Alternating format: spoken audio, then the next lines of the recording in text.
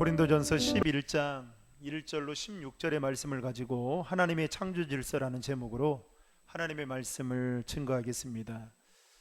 우리가 지난주부터 수요 기도회를 오프라인으로 예배를 드리게 됐는데요, 코로나19가 점점 줄어드는 것 같아 보였는데 다시 서울 경기권 또 인천권 내에 코로나19가 확산되면서 다시 오늘부터 온라인으로 예배를 드리게 됩니다.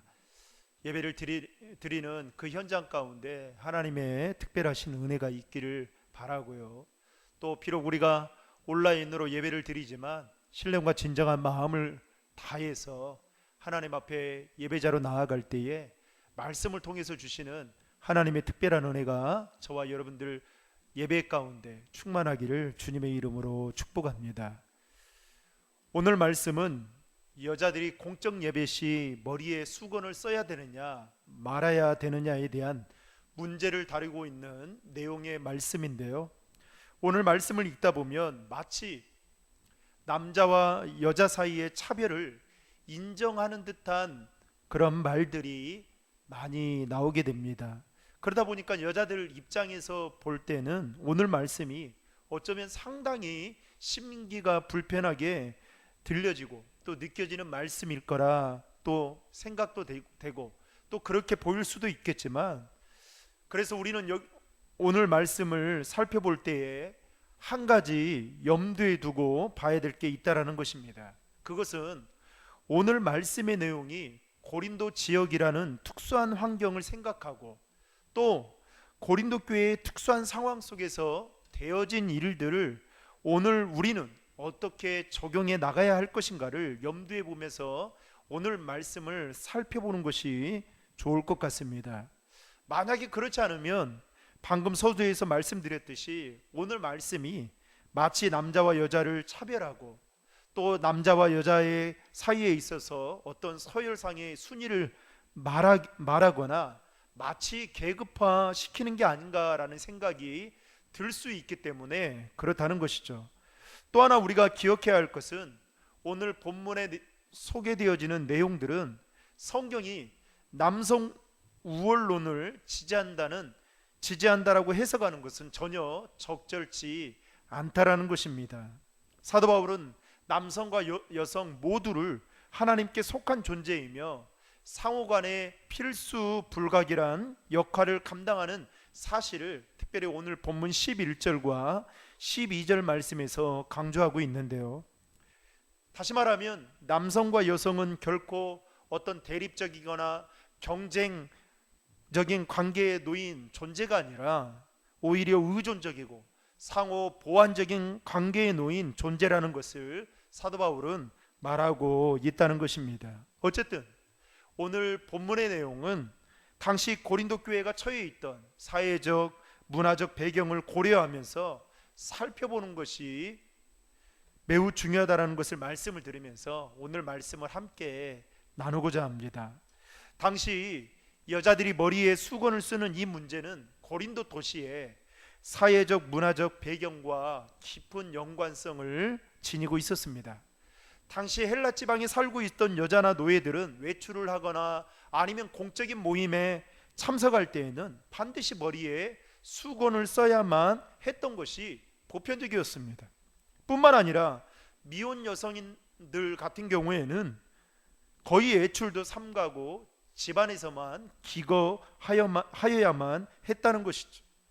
이러한 관습은 로마 제국에서만 있었던 것이 아니라 해교권들의 여성들은 히잡이라는 것을 쓰는데 이것은 더위로부터 보호하기도 한 반면에 종교적인 이유로 또 쓰기도 했죠.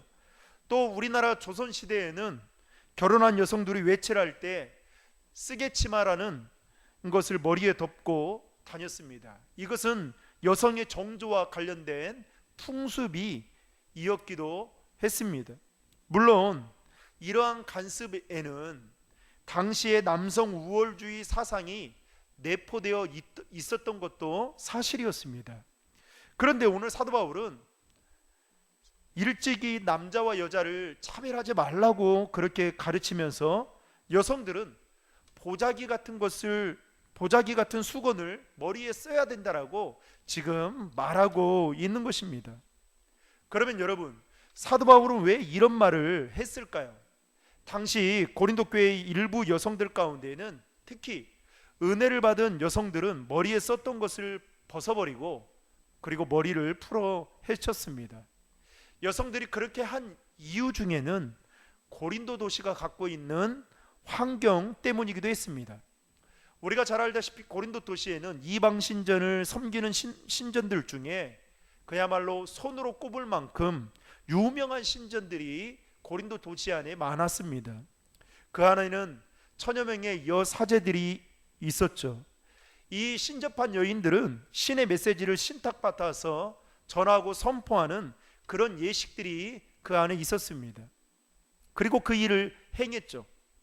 한마디로 우상을 섬기는 신전 안에도 여사제들이 귀신에 붙들려서 예언을 하는 일들이 일어나고 있었다는 것입니다. 그때 여사제들은 예언을 할 때 썼던 것을 다 벗어던지고 머리를 풀어 헤치고 그리고 그렇게 예식을 거행했다고 합니다. 그 이유 중에 하나가 바로 우리도 남자나 여자나 다 똑같다라는 인식을 갖고 그 일을 했다는 것입니다. 고린도 교회 안에 소위 은혜 받았다라고 하는 여성들 가운데에는 이와 똑같은 반응을 나타내는 사람들이 있었다는 것입니다. 복음도 남자나 여자나 다 똑같다라고 하지 않았느냐? 그렇다고 한다면 우리도 여자라고 해서 수건을 굳이 뒤집어 쓸 필요가 없다라고 생각을 하고 머리를 풀어 헤친 뒤 교회 안에서 자신들이 받은 은사대로 예언을 하는 그런 여성들이 고린도 교회 안에 있었다는 것입니다. 이때 어떤 소심하거나 보수적인 성향을 가진 그 성도들이 그 모습에 걸려 넘어지게 되었다는 것입니다. 그래서 고린도 교회 안에 이 문제를 놓고 격론이 벌어지게 된 것이죠. 그리고 자기들 스스로 해결할 수 없다라고 판단한 나머지 고린도 교회 성도들은 사도 바울에게 이 문제를 가지고 해결해 달라는 차원에서 편지를 쓰고 그리고 자문을 구했던 것입니다. 이들은 이 문제에 대해서 사도 바울에게 상당한 기대를 가지고 아마도 답을 기다리고 있었던 것 같습니다. 왜냐하면 사도 바울이 이전에 고린도 교회 성도들에게 세례 문제를 가르치는 데 있어서 남녀가 똑같이 받을 수 있다. 그리고 예언이나 기도와 은사도 남녀는 똑같이 받을 수 있다라고 가르쳐 왔기 때문이었습니다. 그렇기 때문에 여자들이 남자들처럼 머리에 수건을 쓰지 않고 풀어 헤치며 예언을 하는 것 역시도 아마도 사도 바울이 전에 가르쳤던 그 가르침에 따르면, 아니 일관된 원칙이라고 한다면 이것조차도 수용해주고 인정해 줄 것이다라는 그 기대감을 가지고 그들은 사도 바울의 답을 기다렸던 것입니다. 그런데 오늘 본문을 보면 사도 바울은 고린도 교회 성도들에게 뭐라고 말씀하시냐면 2절 말씀에 이렇게 말합니다. 너희가 모든 일에 나를 기억하고 또 내가 너희에게 전하여 준 그대로 전통을 너희가 지킴으로 너희를 칭찬하노라. 이 사도 바울이 고린도 교회 성도들에게 뭐라고 하냐면 칭찬의 말을 합니다. 유대의 간섭에 따라 그것들을 잘 지켜온 것에 대해서 칭찬을 하면서, 그리고 3절의 첫 머릿말에 가서 뭐라고 이야기를 하냐면 그러나 나는 너희가 알기를 원하노니 각 남자의 머리는 그리스도요 여자의 머리는 남자요 그리스도의 머리는 하나님이시라. 그러면서 4절에 가서는 물은 남자로서 머리에 무엇을 쓰고 기도나 예언을 하는 자는 그 머리를 욕되게 하는 것이요 5절에 가서는 물은 여자로서 머리에 쓴 것을 벗고 기도나 예언을 하는 자는 그 머리를 욕되게 하는 것이니 이는 머리를 민 것과 다름이 없습니다. 여러분, 이 말씀을 보면 사도 바울은 고린도 교회 성도들이 기대했던 답을 말하지 않았다는 것을 알 수가 있습니다. 오히려 사도 바울은 남자가 머리에 무언가를 쓰는 것이 욕되게 하는 것이고 반대로 여자가 머리에 쓴 것을 벗는 것 또한 욕되게 하는 것이다 라고 지금 사도 바울은 고린도 교회 성도들에게 말하고 있는 것이죠. 여러분, 고린도 교회 안의 여성들 중에는 복음이 주는 자유와 남녀와의 동등한 가치에 대해서 진리적인 측면에 있어서 상당한 오해를 가지고 있었던 자들이 있었다는 것입니다. 여러분, 성경에 보면 남자는 역할과 배역에 있어서 특별히 예수 그리스도를 상징하는 것을 맡았습니다. 이것을 오해해서 남자들은 자신이 예수다 이렇게 생각하고 말하는 것은 잘못된 것이죠. 또 반면에 여자는 신부와 또 교회와 성도의 배역을 맡았습니다. 그래서 에베소 5장 22절부터 보면 남녀 간의 결혼의 문제를 이야기하다가 그리스도가 교회를 생명을 다하여 사랑한 것 같이 남편은 아내를 그렇게 사랑할 것이다 라고 말하고 있습니다. 여러분, 이 말이 무엇입니까? 곧 남녀의 가치와 지면에 있어서 동등하다라는 거예요.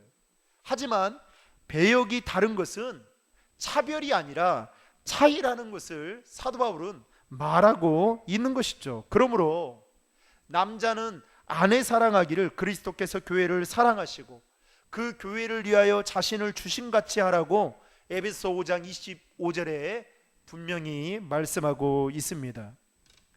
여러분, 지금 한국 사회에서 남녀의 차별은 상당히 개선되어 가고 있습니다. 아니, 오히려 남녀의 위치가 서로 바뀌어 가고 있는 실정이라고 해도 결코 가언이 아닐 정도로 과거와는 많이 달라졌습니다.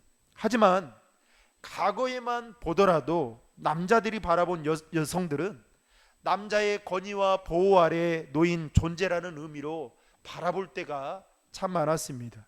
또 남자들이 여자를 바라보는 시선은 마치 자신의 종이나 노예 또는 하층인들로 바라보는 경향들도 있었다는 것이죠. 특히 남존여비 유교 사상은 여자를 천이 대하는 것이 당시 우리 사회의 일상적인 풍경이기도 했습니다. 그런데 유대인 역시도 마찬가지였다는 것입니다.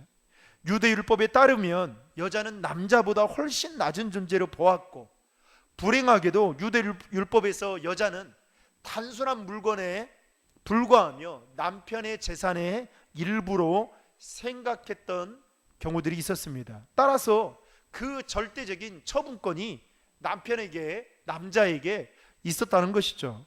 그렇다면 고린도 교회 당시 여러분 상황은 어땠을까요? 아마 지금보다 더 남성 우월주의적인 생각들이 더 팽배했을 것입니다.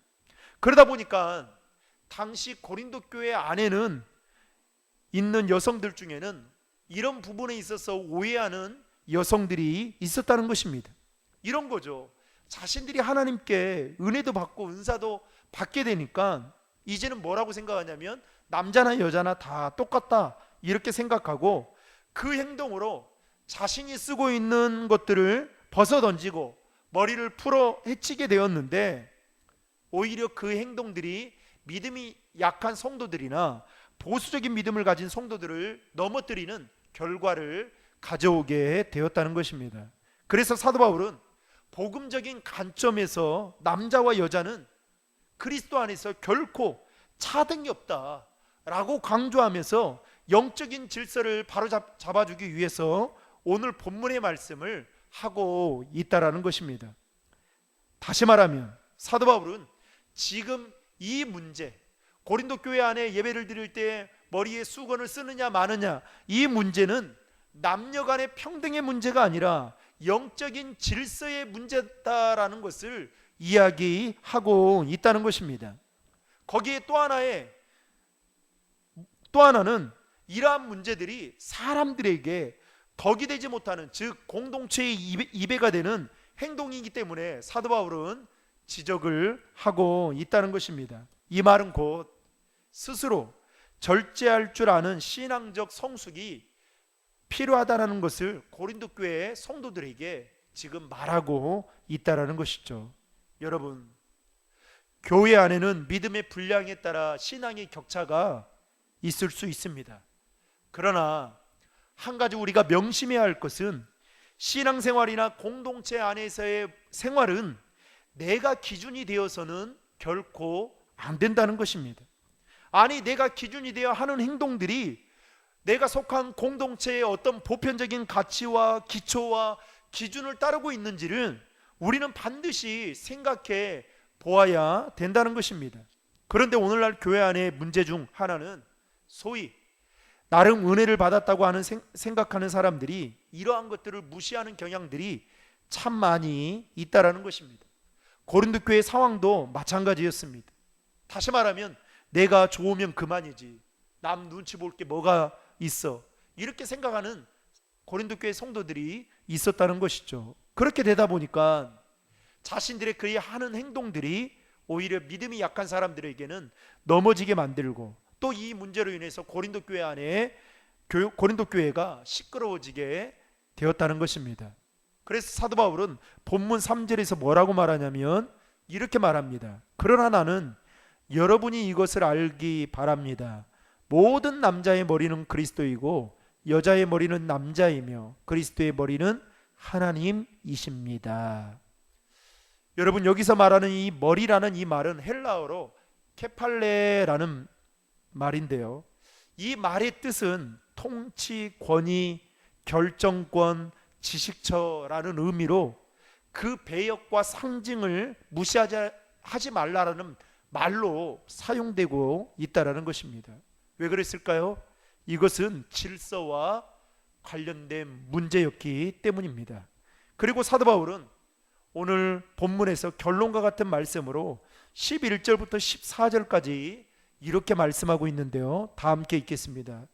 그러나 주님 안에서는 남자 없이 여자가 있을 수 없고 여자 없이 남자도 있을 수 없습니다. 그것은 여자가 남자에게서 창조된 것 같이 남자도 여자를 통하여 태어났기 때문입니다.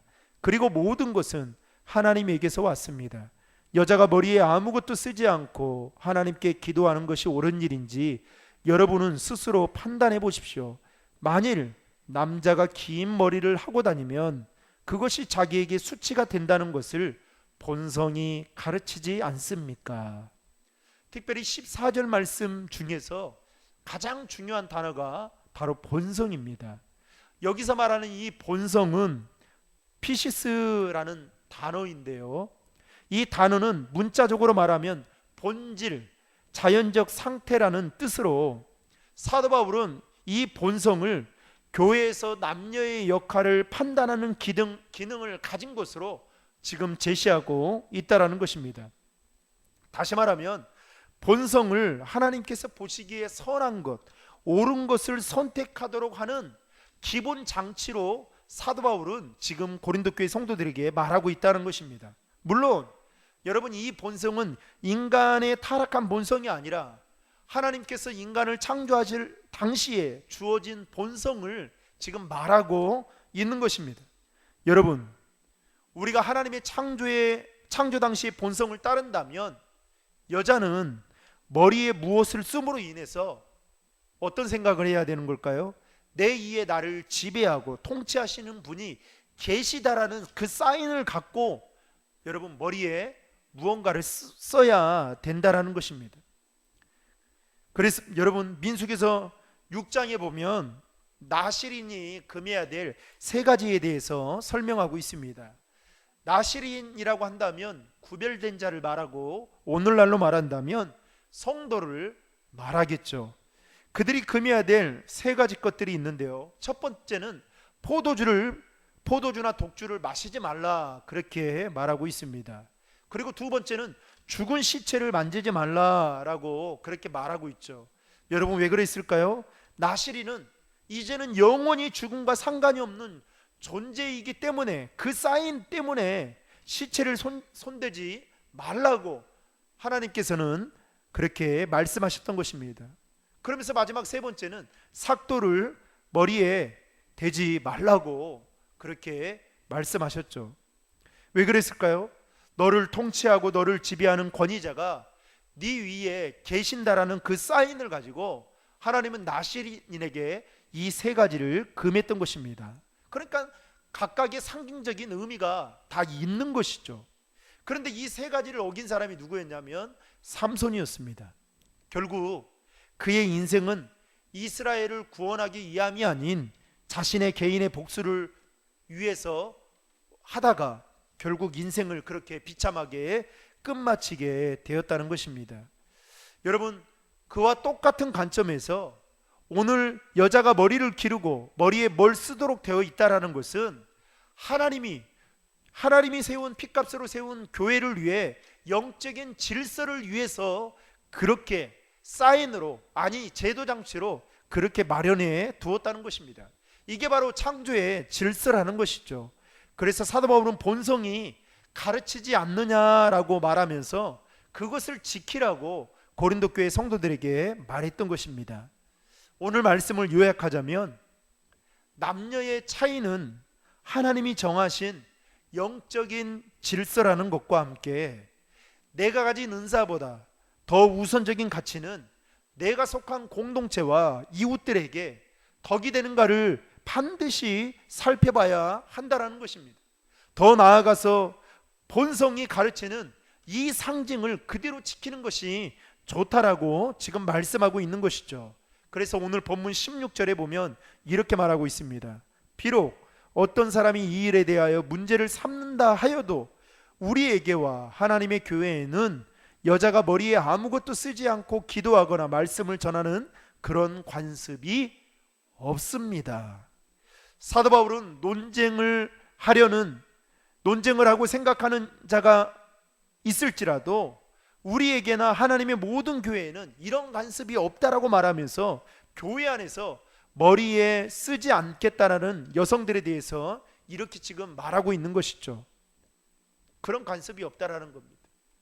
결국 사도 바울은 여성들이 머리에 쓰는 것은 일반적인 관습이기 때문에 머리에 쓰는 것을 벗어버린다고 해서 그리스도인으로서 자유와 권리를 행사하는 것도 아니고, 더 나아가서 그것을 쓴다고 해서 여러분의 믿음이 훼손되거나 아니면 여러분들이 가지고 있는 자유나 권리가 약화되는 것이 결코 아니다라는 것을 말하고 있습니다. 더 나아가서 오히려 그 일로 인해 교회 공동체를 혼란케 하는 것은 도리어 하나님의 창조 질서를 깨트리고 하나님의 영광을 가리우는 일들이기 때문에 사도 바울은 오늘 고린도 교회 성도들 안에 있는 여성들에게, 특별히 보통 여성들과 같이 예배 때 머리에 수건을 그렇게 쓰라고 요구하고 있는 것입니다. 그리고 실제로 고린도 교회 안에는 이런 문제들을 부각시켜 논쟁을 일으키려는 무리들이 있었다는 것입니다. 그래서 사도 바울은 16절 하반절에 뭐라고 말합니까? 우리에게나 하나님의 모든 교회에는 이런 관습이 없느니라, 이렇게 말하고 있는 것이죠. 사랑하는 신도림 중앙의 성도 여러분, 우리의 신앙생활이 하나님이 정하신 영적인 질서 아래서 정말 거룩한 삶을 살아갈 수 있기를 주의 이름으로 축복합니다. 더 나아가서 저와 여러분들이 하는 그 모든 행위들이 내가 속한 공동체에 얼마나 덕이 되는지, 그리고 내 주변의 사람들에게 얼마나 덕이 되고 있는지를 생각하면서 하나님의 창조 질서를 잘 세워갈 수 있는 우리 신도림 중앙의 모든 성도들이 다 되시기를 주님의 이름으로 축복합니다. 기도하시겠습니다. 하나님 아버지, 6월 첫째 주 수요 기도회를 비록 코로나19 때문에 온라인으로 드리게 되지만 하나님, 오늘 말씀을 통해서 또 하나님의 우리에게 하시고자 하는 그 말씀의 교훈을 깨닫게 하시니 감사합니다. 많은 사람들이 오늘 우리가 살아가고 있는 이 시대에 남녀 평등을 외치며, 그리고 그것들로 인해서 서로가 힘겨루기를 하고 있는 이때에 하나님, 오늘 사도 바울이 말한 것처럼 남녀의 차이는 하나님이 정하신 영적인 질서뿐만 아니라 그것들이 어떠한 권위나 어떠한 서열상의 계급이 아니라 자신이 속한 공동체에 덕을 끼치고 하나님의 몸된 교회를 아름답게 세워가는 하나님이 만들어 놓은 창조의 질서임을 깨닫게 도와주셔서 우리 역시도 신앙생활을 하는 데 있어서 하나님이 정하신 영적인 질서 아래에서 내가 속한 공동체의 덕이 되며 하나님의 창조 질서를 잘 세워감으로 말미암아 하나님께 영광이 되는 저희들의 삶이 되도록 인도해 주시옵소서. 하나님, 바라옵기는 이 나라 이민족을 불쌍히 여겨주시고 코로나19가 하루빨리 종식되어지게 도와주시고, 그래서 마음껏 하나님께 예배하며 또 하나님 앞에 더 가까이 예배자로 나아갈 수 있도록 인도해 주시옵소서. 우리 교회가 하나님 지금도 좋지만 5년 후 10년 후가 더 좋아질 수 있도록 도와주시고, 코로나19로 인해서 하나님과의 관계가 더 멀어지는 것이 아니라 더 가까워지며, 또 우리가 신앙인으로서 하나님과의 더 영적인 관계를 가지며 남은 3일 동안도 믿음으로 승리하며 살아갈 수 있도록 인도해 주시옵소서. 감사드리며 예수님의 이름으로 기도합나이다. 아멘.